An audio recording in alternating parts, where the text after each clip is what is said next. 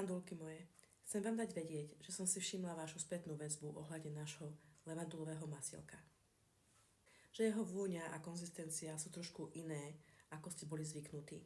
Preto som hneď kontaktovala môjho dodávateľa, aby som zistila, čo sa zmenilo. No a ukázalo sa, že dôvodom je nová šarža bambuckého masla, ktoré je jednou zložkou nášho produktu. Bambuské maslo pochádza z Ghany. A v poslednej dodávke bolo maslo vyrobené v neskoršom zbere bôbov. A to spôsobilo, že jeho vôňa v tejto šarži je prirodzene intenzívnejšia, silná a nie každému môže byť príjemná.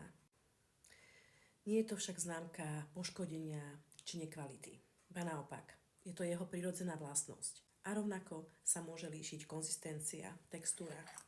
Pri tuhnutí môžu vznikať takéto hrúdky, čo teda však nie je závadou, čo je tiež prirodzená vlastnosť tejto šarže. Jeho účinky však zostávajú rovnaké. Výživné, liečivé, blahodárne. Len sa treba trošku s ním pohrať. Krásne sa vstrebe a rozpustí pri kontakte s pokožkou. A nijako to neovplyvňuje účinok nášho masielka. Chcem vás ubezpečiť, že žiadna zo zložiek nášho masla nie je ani znehodnotená, skazená, ani závadná. Na kvalite mojich produktov si dávam veľmi záležať a preto všetko konzultujem s mojimi dodávateľmi.